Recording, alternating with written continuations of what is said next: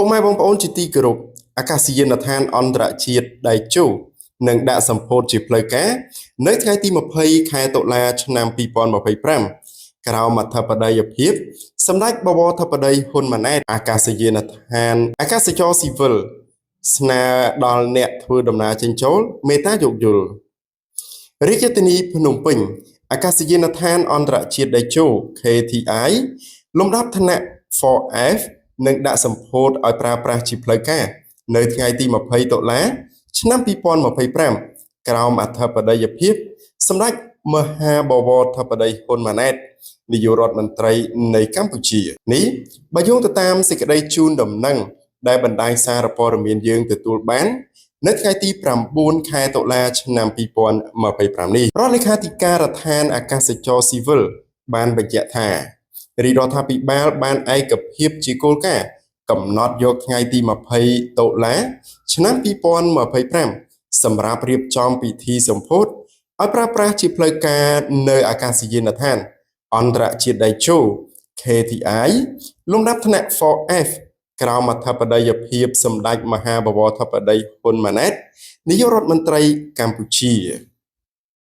ពិធីសម្ពោធជាផ្លូវការនេះនឹងបង្ហាញឲ្យកាន់តែច្បាស់អាកាសយានដ្ឋានអន្តរជាតិដៃជោ KTI ជាសមិទ្ធផលដ៏ធំនិងជាមោទនភាពថ្មីមួយទៀតនៅក្នុងការចូលរួមចំណែកអភិវឌ្ឍហេដ្ឋារចនាសម្ព័ន្ធអាកាសយានដ្ឋានតភ្ជាប់ជើងមេឃកម្ពុជាទៅកាន់ពិភពលោកកាន់តែធំទូលាយជាងមុនទៅទៀតជាកម្លាំងចលករដ៏សំខាន់សម្ដៅជំរុញកំណើនសេដ្ឋកិច្ចជាតិនិងជានិមិត្តរូបនៃការរីកចម្រើនរបស់ព្រះរាជាណាចក្រកម្ពុជា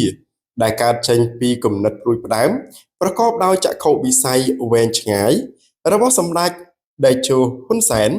អតីតនាយករដ្ឋមន្ត្រីនៃកម្ពុជាដែលជាស្ថាបនិកគោលនយោបាយឈ្នះឈ្នះបិតាសន្តិភាពនិងបច្ចុប្បន្នជាប្រធានព្រឹទ្ធសភាផងដែរជាមួយគ្នានេះរដ្ឋលេខាធិការដ្ឋានអាកាសចរស៊ីវិលក៏បានស្នើសុំបងប្អូនមេត្តាយោគយល់ប្រជាពលរដ្ឋទាំងអស់ដែលធ្វើដំណើរចេញចូលឆ្លងកាត់អាកាសយានដ្ឋានអន្តរជាតិដៃជោនិងអធ្យាស្រ័យដោយទីតាំងខាងលើនេះនឹងមានការរឹតបន្តឹងសន្តិសុខសុវត្ថិភាពសូមជម្រាបជូនថាអាកាសយានដ្ឋានអន្តរជាតិដៃជោមានផ្ទៃដីល្វឹងល្វើយជាង2600ហិកតាជាប្រភេទប្រលានយន្តហោះខ្នាតធំប្រភេទ 4F ដែលអាចស្រូបយកនិងទទួលបាននូវការហោះហើរពីឆ្ងាយឆ្លងទ្វីបដែលអាចឲ្យប្រភេទយន្តហោះធុនយក្សរហូតទៅដល់ Airbus A380 800និងយន្តហោះ Boeing 747 800ចុះចតបាន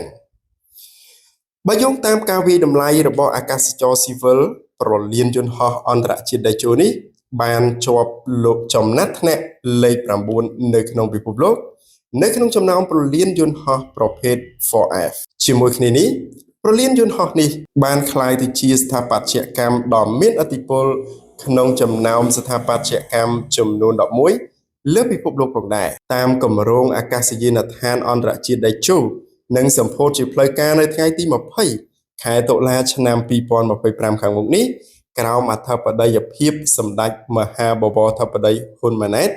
នាយករដ្ឋមន្ត្រីនៃកម្ពុជាដែលចំថ្ងៃខួបកំណើតរបស់សម្ដេចបវរធិបតីតែម្ដងតាមផែនការអាកាសយានដ្ឋានអន្តរជាតិដៃជោត្រូវបានសាងសង់ឡើងជា3ដំណាក់កាលដោយដំណាក់កាលទី1មានផ្លូវរត់ចម្ងាយ4គីឡូម៉ែត្រមានសមត្ថភាពទទួលអ្នកដំណើរជាង15លាននាក់នៅក្នុងមួយឆ្នាំនៅឆ្នាំ2025នៅក្នុងដំណាក់កាលទី2ការបន្ថែមផ្លូវរត់2បន្ថែមទៀតនិងបង្កើននៅសមត្ថភាពអ្នកដំណើរដល់ទៅ30លាននាក់នៅក្នុងឆ្នាំ2030ខណៈដំណាក់កាលទី3អាកាសយានដ្ឋាននេះនឹងពង្រីកបន្ថែមទៀតជាមួយនឹងការដាក់ឲ្យប្រើប្រាស់ផ្លូវរត់ទី3ដែលអាចទទួលអ្នកដំណើរបានរហូតដល់45លាននាក់នៅឆ្នាំ2050បន្ទាប់ពីអាកាសយានដ្ឋានមួយនេះបើកដំណើរការគេរំពឹងថាក្រៅពីការអភិវឌ្ឍវិស័យទេសចរណ៍នៅកម្ពុជាក៏ដើរតួនាទីយ៉ាងសំខាន់ក្នុងការជំរុញការអភិវឌ្ឍវិស័យផ្សេងៗទៀត ដូចជាវិស័យទេសចរណ៍វិស័យដឹកជញ្ជូនអ្នកដំណើរនិងទំនិញជំរុញការអភិវឌ្ឍវិស័យអចលនទ្រព្យនិងការធ្វើពាណិជ្ជកម្មនានាជុំវិញតំបន់នោះជាដើម